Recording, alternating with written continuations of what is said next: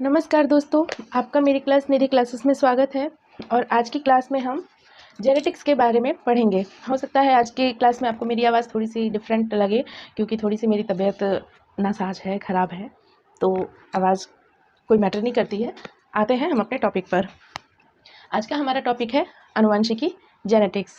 आनुवंशिकी एक बहुत ही इम्पॉर्टेंट टॉपिक है और विभिन्न तरह के लक्षणों का हम इसमें अध्ययन करते हैं कि एक ही प्रजाति के अलग अलग जीवों में अलग अलग लक्षण क्यों होते हैं। उसका सबसे सर्वप्रमुख कारण है आनुवंशिकी।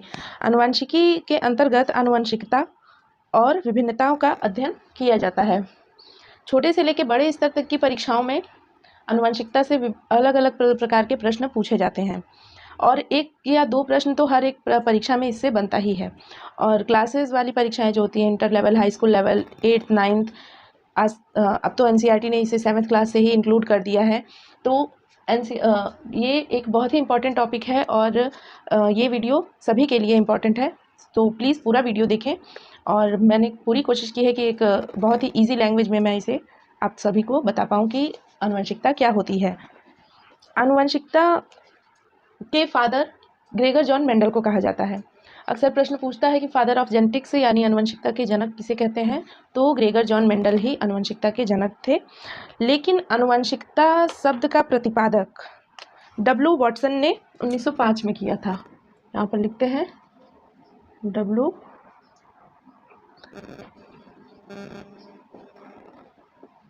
बैटसन नाम के वैज्ञानिक ने 1905 में आनुवंशिकी शब्द को दिया था। लेकिन इसका विशेष पूरे विस्तार में इसे ग्रेगर जॉन मेंडल ने बताया था और इसीलिए इन्हें इसका जनक माना जाता है। इन्होंने प्रयोग में एक प्रयोग किया था। ये एक चर्च के पादरी थे और उन्होंने अपने चर्च में मटर के पौधे पर प्रयोग किया था। तो प्रयोग में इनके द्वारा लिया गया पौधा था मटर, और उन्होंने मटर के पौधे के 7 लक्षणों का अध्ययन किया था और उनका अलग अलग उन्होंने प्रभाव निकाला था। उन्होंने अलग अलग लक्षणों का अध्ययन, लक्षण के आधार पर अलग अलग रिजल्ट निकाले थे और उसे आनुवंशिकता को डिफाइन किया था। तो फिर कुछ समय बाद क्या हुआ कि कुछ अलग 3 वैज्ञानिक थे, ह्यूगो ड्रीब्रिज जो कि डच के वैज्ञानिक थे, कार्ल कॉरेंस और वी शारमार्क ने भी ग्रेगर जॉन मेंडल के इन्होंने जो रिजल्ट निकालना था उसका फिर से वर्णन किया था। तो इसीलिए इसे सर्वमान्य माना गया है इनके प्रयोग को। और उसके कुछ अपवाद भी हैं जिसे हम अगले वीडियो में पढ़ेंगे। इस वीडियो में हम जानेंगे कि उन्होंने प्रयोग में जो लक्षण लिए थे उनको जानेंगे और उन्होंने क्या निष्कर्ष ग्रेगर जॉन मेंडल ने निकाले थे।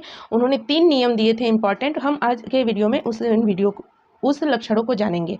तो प्लीज़ वीडियो को पूरा देखें जिससे कि आपको पूरी नॉलेज हो, पूरी जानकारी प्राप्त हो। और ज़्यादा से ज़्यादा हो सके तो शेयर करें और लाइक करना तो बिल्कुल भी ना भूलें। तो आइए आगे बढ़ते हैं वीडियो में। ग्रेगर जॉन मेंडल ने प्रयोग में मटर के पौधे को लिया था और मेंडल की सफलता का कारण था क्यों उन्होंने मटर का ही पौधा लिया था। मटर का जो पौधा होता है वो 1 वर्षीय होता है, 1 वर्षीय होता है और द्विलिंगी होता है, यानी कि एक ही पौधे में दोनों ही मेल और फीमेल पार्ट मौजूद होते हैं। तो मटर का जो पौधा होता है वो 1 वर्षीय होता है, द्विलिंगी होता है। साथ ही में इसमें स्वपरागण होती है, स्वपरागण के इसमें होता है और परपरागण होने की चांसेस होते हैं। मटर का पौधा होमोसेक्सुअल होता है, इसमें दोनों ही पाए जाते हैं, दोनों ही प्रकार के इसमें लिंग पाए जाते हैं। तो ये द्विलिंगी होता है, 1 वर्षीय होता है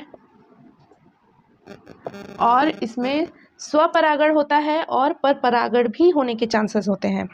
साथ ही में इसमें जो लक्षणों के जो लक्षण होते हैं वो दोनों ही लक्षण विभेदित होते हैं, अलग अलग लक्षण दिखाई देते हैं। तो इसीलिए उन्होंने मटर के पौधे का चुनाव किया और उस पर प्रैक्टिकल किया, अपना प्रयोग किया। उन्होंने 7 जोड़े लक्षण बताए उन्होंने कि ये 7 लक्षण हैं और इनका हर एक पीढ़ी में अलग अलग निष्कर्ष निकल कर आया था।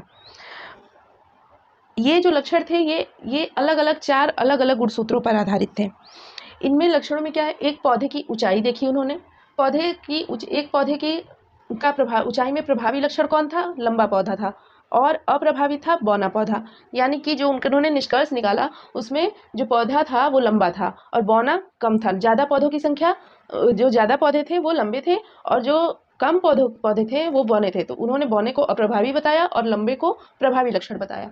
फिर उन्होंने पुष्प की स्थिति देखी, तो पुष्प की स्थिति में प्रभावी कौन से पुष्प थे? ज़्यादा पुष्प थे कक्षस्थ, जो अपनी कक्ष में जो एक कक्ष पे लगे हुए थे उसे कक्षस्थ बोलते हैं, और जो आगे लगे हुए थे, टिप पर लगे हुए थे, ऐसे पौधे ऐसे पुष्प कम लगे थे। अग्रस्थ पुष्प कम लगे थे और कक्षस्थ पुष्प ज़्यादा लगे थे। फली का रंग उन्होंने देखा था, फली के रंग में जो फलियाँ थी वो हरी थी, ये ज़्यादा प्रभावी लक्षण था, डोमिनेंट लक्षण था, और जो पीला रंग की फलियाँ थी वो कम प्रभावी थे, अप्रभावी लक्षण थे।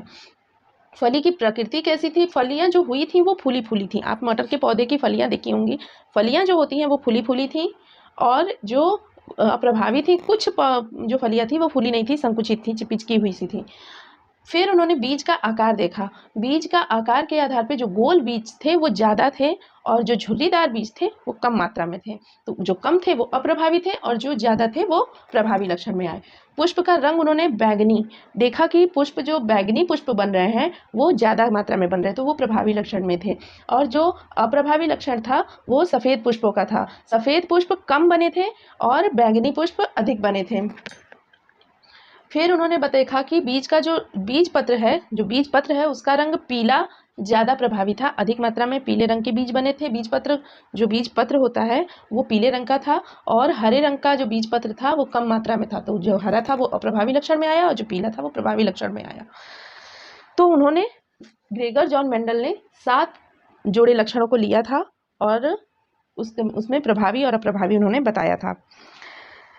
उन्होंने जब विपरीत लक्षणों वाले पौधों में क्रॉस कराया तो F1 पीढ़ी में, यानी कि जो पहली पीढ़ी आई उसमें केवल प्रभावी लक्षण ही उन्हें दिखा, यानी कि ये लक्षण ही F1 पीढ़ी में आए थे जब उन्होंने अलग अलग लक्षणों वाले पौधों को क्रॉस कराया। यानी कि एक अगर लंबा है और एक अगर छोटा है, तो उन्होंने जब एक लंबे पौधे एक छोटे पौधे का क्रॉस कराया तो प्रभावी लक्षण कौन सा था? लंबा था, कक्षस्थ था, हरा था, उसकी फलियों की प्रकृति फूली हुई थी, बीज का आकार गोल था, बैगनी रंग का पुष्प था और बीज पत्र का रंग पीला था। तो यही प्रभावी लक्षण उनके आए F1 पीढ़ी में।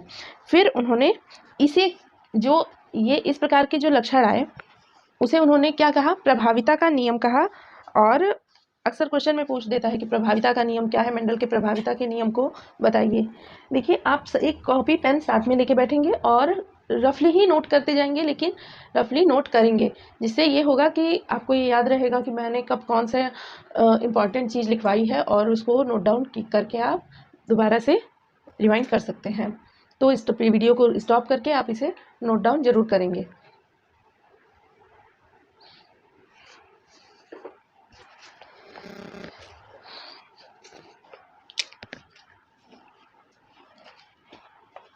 प्रभाविता का नियम, मेंडल ने 3 नियम दिए थे। एक प्रभाविता का नियम,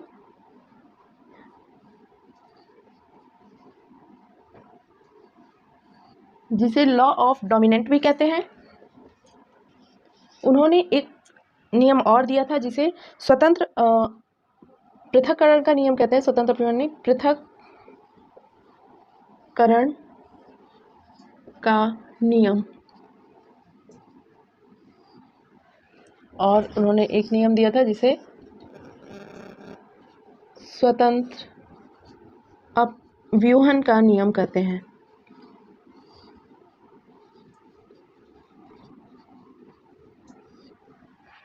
आई थिंक पेन की इंक खत्म हो गई। प्रभाविता के नियम में क्या मैंने अभी बताया कि उन्होंने जब 2 विपरीत लक्षणों वाले पौधों का आपस में क्रॉस कराया तो उन्हें F1 पीढ़ी में ही प्रभावी लक्षण प्राप्त हुए। केवल F1 पीढ़ी जो निकली, उन्होंने जब क्रॉस कराया तो पहली पीढ़ी आई, उसे F1 पीढ़ी का नाम दिया। तो उसमें केवल प्रभावी लक्षण जो अभी हमने नोट कराए थे वो प्रभावी लक्षण उन्हें F1 पीढ़ी में मिला, तो उसे उन्होंने क्या नाम दिया? प्रभाविता का नियम नाम दिया। उसके बाद उन्होंने पृथक्करण का नियम दिया। पृथक्करण का नियम को क्या एक और नाम से जानते हैं, जिसे शुद्धता का नियम भी कहते हैं। शुद्धता का नियम, पृथक्करण के नियम को शुद्धता का नियम भी कहते हैं।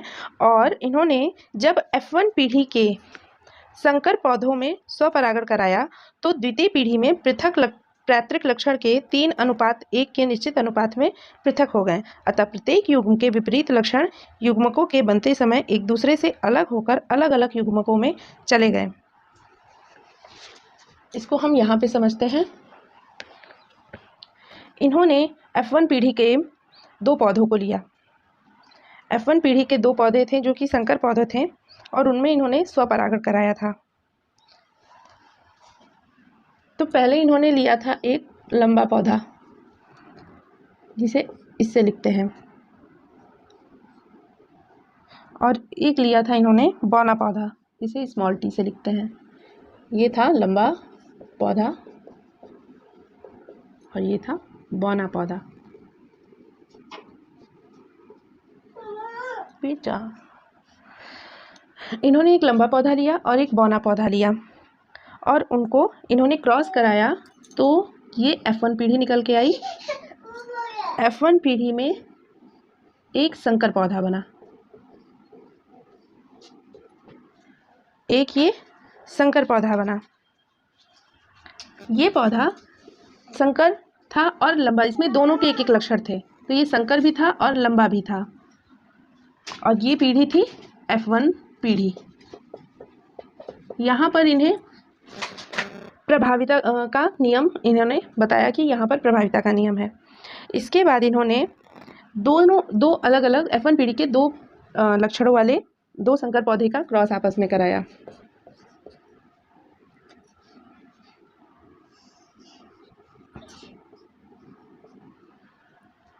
और इन्हें जब इन्होंने क्रॉस कराया तो जो द्वितीय पीढ़ी बनी उसमें इन्हें द्वितीय पीढ़ी में 3:1 के अनुपात में विपरीत लक्षण के युग्मकों के युग्मक बने। तो देखते हैं कैसे बने। इससे एक युग्मक कैपिटल टी का और एक स्मॉल टी का।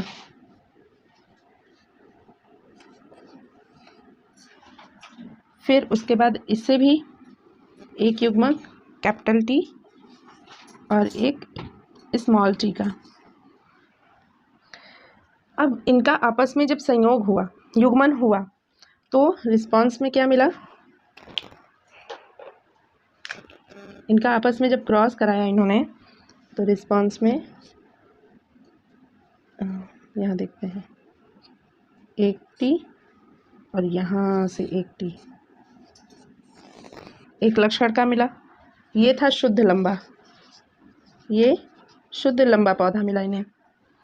और फिर उसके बाद इसी टी को का एक ये कैपिटल टी और यहाँ से स्मॉल टी, ये था संकर लंबा। फिर उसके बाद इसका इससे हुआ क्रॉस और इसका इससे हुआ। इसके बाद यहाँ पे इस टी ने इससे क्रॉस किया और इससे क्रॉस किया, तो ये कैपिटल टी और ये स्मॉल टी। तो ये दोनों ही क्या थे? संकर लंबे थे, संकर लंबे पौधे थे। और यहाँ पे ये स्मॉल टी और ये स्मॉल टी, एक बौना पौधा था। तो हमने यहाँ पे पृथक्करण के नियम में देखा कि जब F1 पीढ़ी के 2 संकर पौधों का आपस में क्रॉस कराया उन्होंने, जिसके विपरीत लक्षण थे, तो क्या प्राप्त हुआ? एक शुद्ध लंबा पौधा, 2 संकर लंबे पौधे और एक बौना पौधा मिला। यानी कि यहाँ पे 3:1 का अनुपात हमें प्राप्त होता है पौधों में।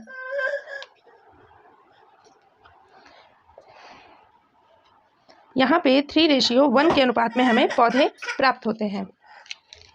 एक मिनट।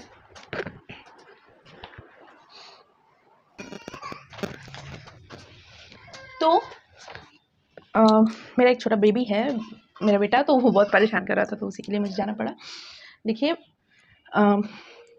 जो पृथक्करण का नियम ग्रेगर जॉन मेंडल ने दिया था, तो उन्होंने 2 पहले पौधों को लिया, उनका क्रॉस कराया, तो एक संकर पौधा प्राप्त हुआ, जिसमें अभी मैंने बताया कि प्रभावी लक्षण कौन कौन से थे, वो सारे लक्षण उसमें थे। वो उसे उन्होंने F1 पीढ़ी का नाम दिया।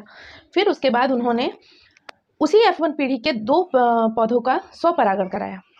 F1 पीढ़ी के पौधे का स्वपरागण कराया, तो उस स्वपरागण में उन्होंने क्या किया कि दोनों में जो लक्षण थे उनका क्रॉस कराया, और क्रॉस कराने से क्या 3:1 के अनुपात में फिनोटाइपिक लक्षण जीन प्रारूप प्राप्त हुए उन्हें, और 1:2:1 में जीनोटाइपिक जीन प्रारूप प्राप्त हुए। कैसे? एक उन्हें शुद्ध लंबा पौधा मिला, लंबाई में जो अभी हम इसे अगले वीडियो में जानेंगे कि जीनोटाइप फिनोटाइप क्या होता है। जो दर्श रूप होता है उसे फिनोटाइप कहते हैं, और जो जीन रूप होता है उसे जीनोटाइप कहते हैं। तो शुद्ध लंबा पौधा प्राप्त हुआ, ये तीनों लंबे पौधे प्राप्त हुए, तो ये दर्श रूप हो गया। दर्श रूप यानी कि फिनोटाइप हमें बाहर से दिख रहा था कि 3 लंबे और 1 बौना है, तो 3:1 था। जीन प्रारूप, जीन रूप में देखेंगे तो एक टीटी शुद्ध लंबा जिसमें कैपिटल टी जीन है, एक पौधा है। एक स्मॉल टी एक कैपिटल टी वाला पौधा और एक स्मॉल टी एक कैपिटल टी वाला पौधा 2 है, और शुद्ध स्मॉल टी वाला पौधा भी 1 है। तो ये जीन रूप हुआ उसका, और उन्होंने 1:2:1 का अनुपात जीनोटाइप में बना, जीन रूप में बना। तो उन्होंने ये बताया था कि इसमें युग्मकों की शुद्धता होती है, युग्मक जो बनते हैं वो बिल्कुल शुद्ध रूप से होते हैं, तो इसीलिए इसे शुद्धता का नियम भी कहते हैं। और F1 पीढ़ी, जब F1 पीढ़ी के संकर पौधों में स्वपरागण कराया गया, तो द्वितीय पीढ़ी जो बनी, ये द्वितीय पीढ़ी है, और द्वितीय पीढ़ी जो बनी है उसमें पैतृक लक्षण 3:1 के निश्चित अनुपात में बट गए। जो पैतृक लक्षण थे ये 3 पैतृक लक्षण में क्या था, कैपिटल टी स्मॉल टी था, तो ये 3 पौधों में पैतृक लक्षण था और एक पौधे में नहीं था पैतृक लक्षण, तो यही 3:1 के अनुपात में बट गए। और प्रत्येक युग्म के विपरीत लक्षण युग्मकों के बनते समय एक दूसरे से अलग हो गए, यानी कि ये जो जोड़े थे ये अलग अलग लक्षण जब जोड़े बने हैं, नए युग्मक बने हैं, तो उसमें एक दूसरे से अलग होकर के नया उन्होंने प्रारूप बनाया है, उन्होंने नया जीनोटाइप बनाया है उन्होंने, और अलग अलग युग्मकों में चले गए हैं। तो जीनोटाइप क्या हमें प्राप्त हुआ, 1:2:1 का जीनोटाइप प्राप्त हुआ, और फिनोटाइप 3:1 का अनुपात प्राप्त हुआ। कई बार क्वेश्चन में ये पूछ लेता है, आप नोट डाउन कर लीजिएगा कि जो पृथक्करण का नियम में किस अनुपात में फिनोटाइप प्राप्त हुआ, तो या 4 ऑप्शन दे देगा और बोलेगा इस अनुपात में फिनोटाइप प्राप्त हुआ। तो 3:1 में फिनोटाइप प्राप्त हुआ था, 1:2:1 में जीनोटाइप प्राप्त हुआ था। अब हम समझते हैं कि स्वतंत्र अपव्यूहन का नियम क्या होता है। इसके लिए बुक को इरेज करते हैं। आप एक कॉपी पर जरूर नोट करते हुए साथ में चलिएगा।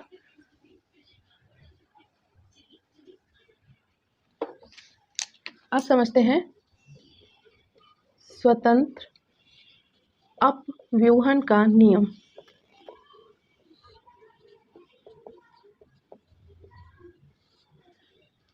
मेंडल ने 3 नियम दिए थे, जिसमें से 2 नियम हमने प्रभाविता का नियम और पृथक्करण का नियम अच्छी तरह से पढ़ लिया है, और अब हम स्वतंत्र अपव्यूहन के नियम को समझेंगे।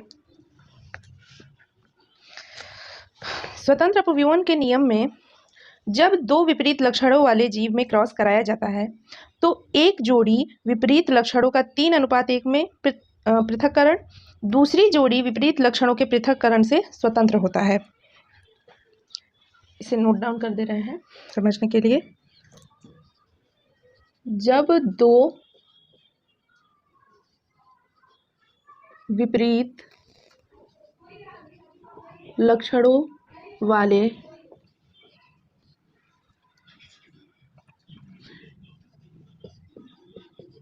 जीवों में क्रॉस कराया जाता है,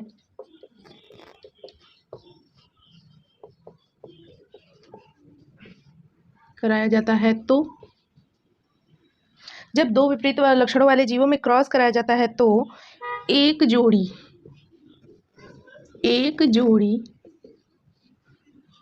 विपरीत लक्षणों का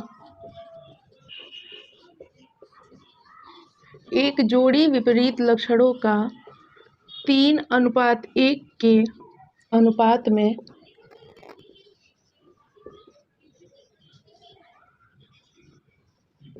में पृथक्करण दूसरी जोड़ी विपरीत लक्षणों के पृथक्करण से स्वतंत्र होता है। जो ये 3:1 के अनुपात में पृथक्करण होता है, क्या होता है ये दूसरी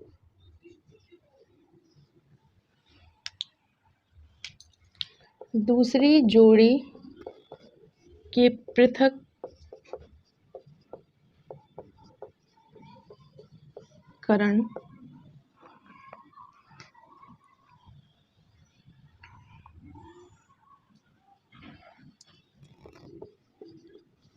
स्वतंत्र होता है।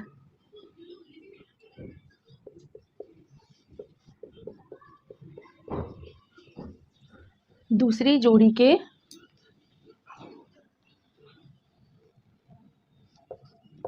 जोड़ी के विपरीत लक्षणों के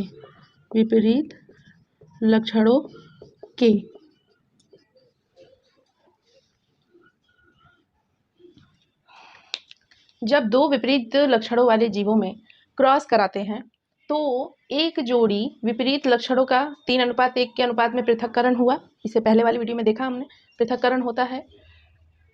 वो दूसरी जोड़ी के विपरीत लक्षणों के पृथक्करण से क्या होता है? स्वतंत्र होता है। जो दूसरी जोड़ी का पृथक्करण होता है उससे अलग हटके होता है, स्वतंत्र होता है, उस पर डिपेंडेंट नहीं होता है। इसीलिए इसे स्वतंत्र अपव्यूहन का नियम कहते हैं। इसे आप नोट डाउन कर लीजिए। और अब हम इसे एक डायग्राम के माध्यम से समझते हैं, जैसे पिछले पृथक्करण के नियम को हमने डायग्राम से समझा था।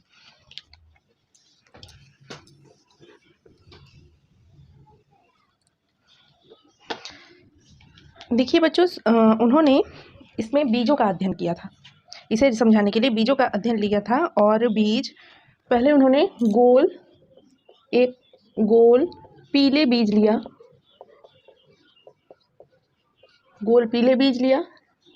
और जो कि RRYY थे, जिसे RRY कैपिटल R और कैपिटल Y से समझते हैं, ये इस तरह के थे। और जो दूसरा उन्होंने बीज लिया था वो झुर्रीदार थे।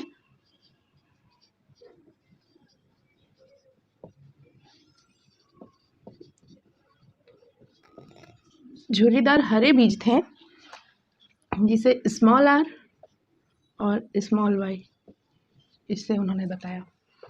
इनका क्या कराया उन्होंने? आपस में क्रॉस कराया। जब इनका उन्होंने क्रॉस कराया तो F1 पीढ़ी में कैसे बीज निकले होंगे? दोनों से मिलके ही निकलेंगे, जाहिर सी बात है। तो जो इससे क्रॉस कराने से जो बीज बने थे वो थे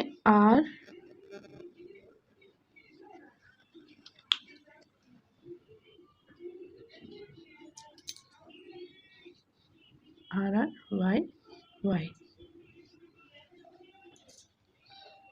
इस तरह के बीज बने, जो कि कैसे थे? गोल थे, पीले बीज थे। गोल पीले बीज जिनका फिनोटाइप गोल और पीला था, और जीनोटाइप में दोनों से RRYY थे। Capital R small r, capital Y small y। ये कौन सी पीढ़ी थी? ये F1 पीढ़ी थी। ठीक, अब उन्होंने क्या किया कि उनका स्वपरागण कराया, सेल्फ क्रॉस कराया।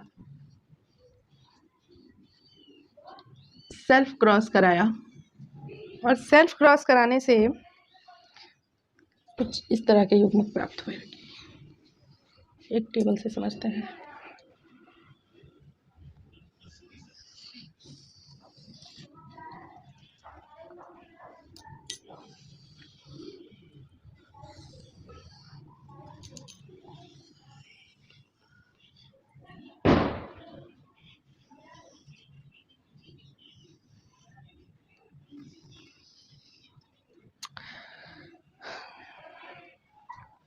ये उन्हें इधर फीमेल युग्मक लिखते हैं। फीमेल को ऐसे दर्शाया जाता है इस चिन्ह से, और इधर मेल युग्मक।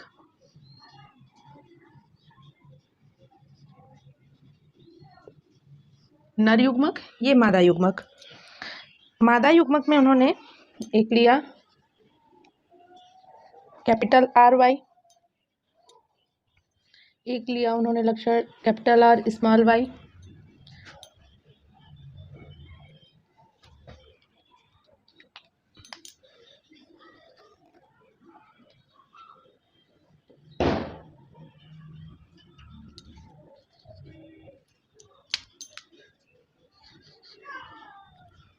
फिर उन्होंने लिया स्मॉल r कैपिटल Y और small r small y, capital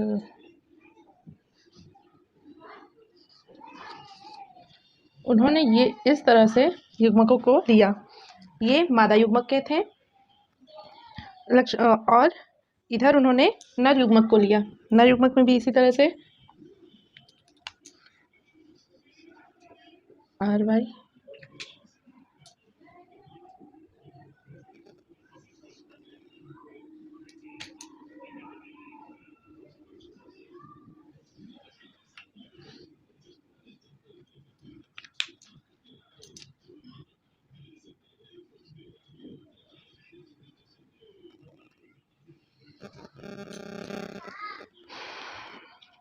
तो उन्होंने ये मादा युग्मक को लिया, सॉरी नर युग्मक को लिया और इधर मादा युग्मक को।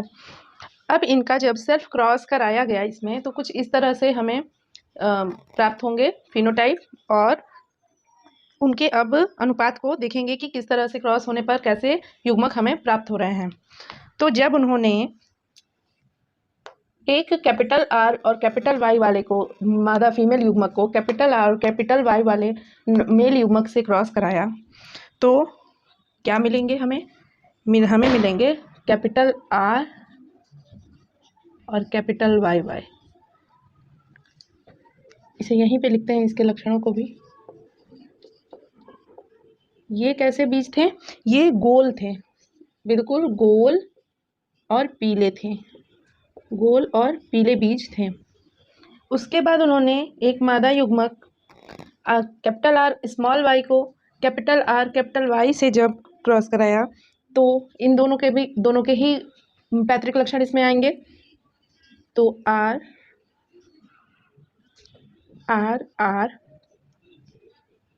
Y और फीमेल का स्मॉल y, ये कैसे मिले हमें? ये इस पीढ़ी में गोल पीले थे, ये भी गोल और पीले थे। इसका जब इससे कराया तो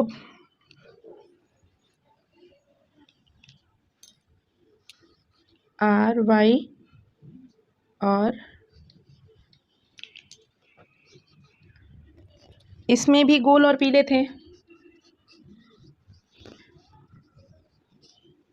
यानी कि हम देख सकते हैं प्रभावी लक्षण गोल और पीला है।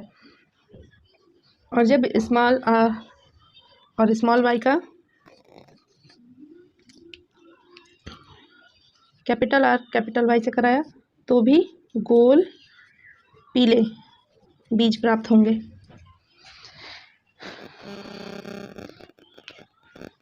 ठीक इसी तरह से इसमें भी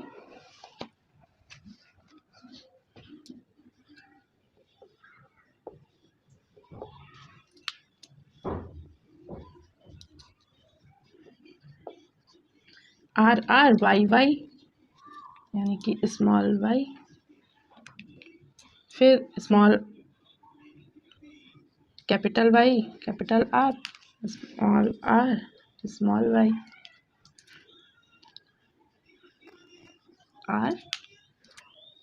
RY small r small y।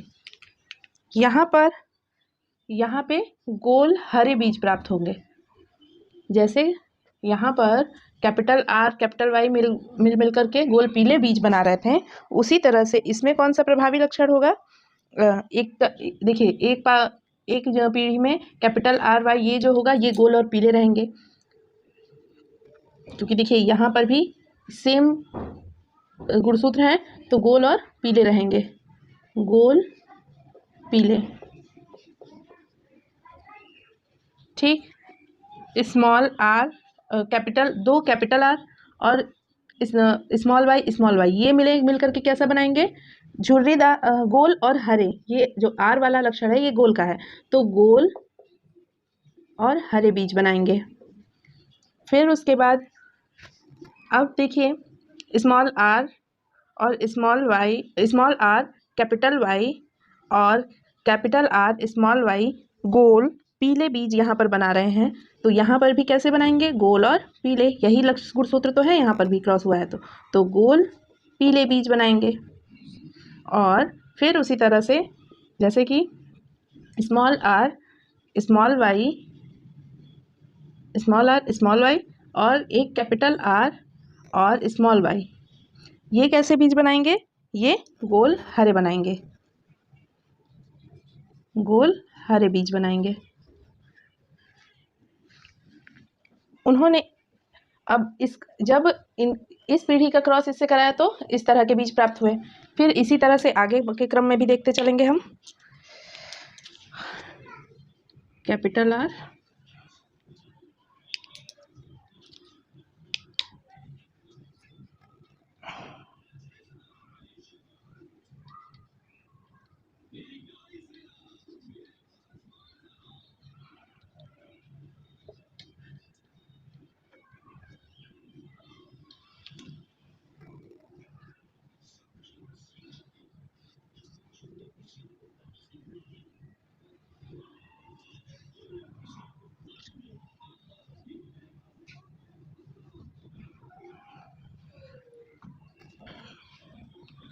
तो यहाँ पर गोल पीले बीज मिलेंगे, गोल पीले बीज प्राप्त हुए।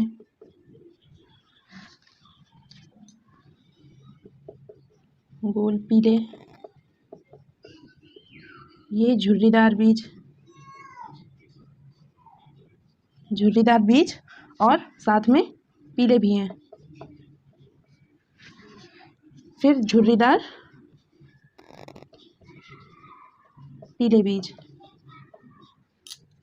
झुर्रीदार पीले, दो झुर्रीदार पीले बीज और दो गोल गोल पीले बीज इस पीढ़ी में प्राप्त होंगे। अब नेक्स्ट देखेंगे, इसमें भी कैपिटल आर और कैपिटल वाई, फिर स्मॉल आर स्मॉल वाई, फिर कैपिटल आर और small Y small R small Y, then फिर कैपिटल वाई और स्मॉल आर स्मॉल वाई, और यहाँ पर small R small Y small R small Y. तो ये जो हैं ये प्योर झुर्रीदार पीले बीज हैं, ये भी झुर्रीदार पीले, ये भी झुर्रीदार पीले।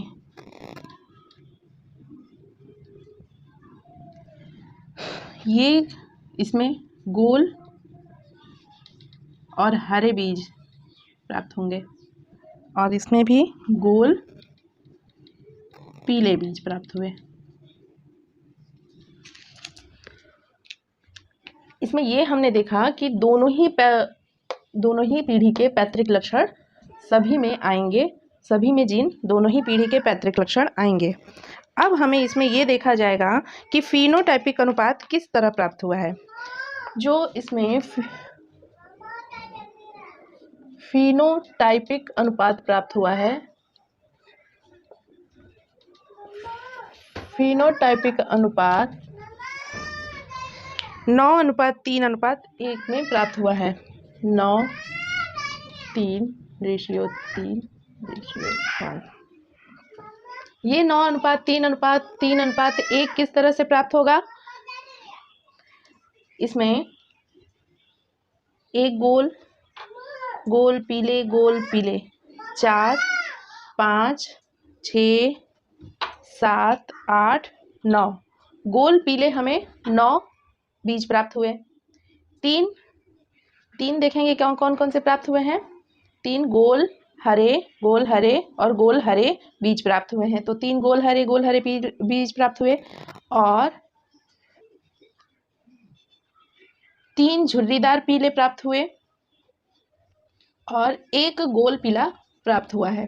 तो फिनोटाइपिक अनुपात इसमें 9:3:3:1 का प्राप्त हुआ है। और जीनोटाइपिक अनुपात देखिए, जीनोटाइप जो अनुपात है वो है 1:2:4:1, फिर अनुपात 2:1, 1:2:1, 1:2:4:1:1:2:1 ये कैसे प्राप्त हुआ? एक में RRYY है। फिर इसी तरह से देखेंगे तो 2 में क्या है, इस तरह का RRYY है। फिर ये इसी तरह का RRYY, कैपिटल RR और कैपिटल YY एक में है। कहाँ गया? यहीं पे है कहीं। एक कैपिटल R और कैपिटल YY है, ठीक।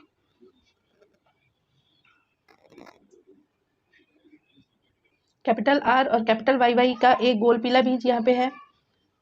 फिर इसी तरह से दो बीज दो कैपिटल R और एक कैपिटल Y स्मॉल y का, और कहाँ गया भाई, मैं कंफ्यूज हो गया। हाँ ये रहा, इसका प्राप्त हुआ। ये और ये 2 है और ये 1 है। फिर उसी तरह से 2 इस तरह वाले लक्षण हैं। फिर 4 जो हैं इस तरह के लक्षण 4 हैं। और फिर सभी लक्षणों को यहाँ पे जीनोटाइप सभी का देखा मैच कर लेंगे और संख्या उसको वहाँ पे लिख देंगे। ये ही है स्वतंत्र अपव्यूहन के नियम का डायग्राम। और ये जो फिनोटाइपिक अनुपात है, जीनोटाइपिक अनुपात है, इसे एकदम अच्छे से याद कर लेंगे। इसी डायग्राम के आधार पर ये जीनोटाइपिक और फिनोटाइपिक अनुपात बनाया गया है। स्वतंत्र अपव्यूहन के लक्षण में उन्होंने यही बताया था कि जब 2 विपरीत लक्षण वाले जीवों में क्रॉस कराया जाता है तो F1 पीढ़ी में जो 3:1 का पृथक्करण होता है वो दूसरी पीढ़ी उस पर डिपेंडेंट नहीं होती है, उससे स्वतंत्र होते हैं वो लक्षण। दूसरी जोड़ी के जो लक्षण होते हैं वो विपरीत लक्षणों से एकदम अलग होते हैं, भिन्न होते हैं, उनका उस पर कोई प्रभाव नहीं होता है। तो यही डायग्राम याद कर लेंगे अच्छे से। और इसी तरह से सेल्फ क्रॉस कराने पर पैतृक लक्षणों का विभाजन होता है, उसी के आधार पर जीनोटाइप और फिनोटाइप प्राप्त होते हैं। तो बच्चों, आज हमने आनुवंशिकी के 3 के जनक के बारे में जाना और उन्होंने जो 3 नियम बताए थे, पृथक्करण का नियम, प्रभाविता का नियम और स्वतंत्र अपव्यूहन का नियम, उसको हमने अच्छे से जाना। नेक्स्ट वीडियो में हम टेस्ट क्रॉस और बैक क्रॉस क्या होता है उसे समझेंगे और मेंडलवाद के अपवाद जो थे उसके विषय में जानेंगे और कुछ आनुवंशिक शब्दावली को जानेंगे, जैसे कि एलील क्या होते हैं, कारक जीन क्या होते हैं, समलक्षणी जीनोटाइप और फिनोटाइप जो होता है, समलक्षणी और विषम युग्मजी, ये क्या होता है इसे जानेंगे। एक संकर क्रॉस, मोनोहाइब्रिड क्रॉस क्या होता है इसको जानेंगे। द्विसंकर क्रॉस क्या होता है इसको जानेंगे। तो इन सब चीज़ों को जानने के लिए अगला वीडियो आपको ज़रूर देखना है और इस वीडियो को जितना ज़्यादा हो सके शेयर करें। और आई होप आपको ये पसंद आया होगा। ये वीडियो मैंने बिल्कुल ही ईजी लैंग्वेज में बताने की कोशिश की है कि आनुवंशिकता क्या होती है, प्रभाविता का लक्षण क्या होता है, पृथक्करण का नियम क्या होता है और स्वतंत्र अपव्यूहन का नियम क्या होता है। स्वतंत्र अपव्यूहन का नियम थोड़ा सा डिफिकल्ट आपको लग सकता है पर वो बहुत ही इजी है। इसके लिए सबसे पहले आपको डायग्राम याद करना होगा। बीजों के जो पैतृक जीन हैं, लक्षण हैं, उन्हें याद करके और सेल्फ क्रॉस कैसे कराया जाता है इसे समझना होगा। और फिर जब आप ये डायग्राम अच्छे से बना लेंगे तो आप स्वयं से ही ये अनुपात लिख लेंगे, इस अनुपात को अच्छे से याद कर लेंगे। आज के लिए बस इतना ही। आई होप आपको वीडियो पसंद आया होगा। लाइक करना बिल्कुल ना भूलें और अगर कोई भी प्रश्न है या कोई भी आपका फीडबैक है तो उसे कमेंट में ज़रूर दें। Thanks for watching.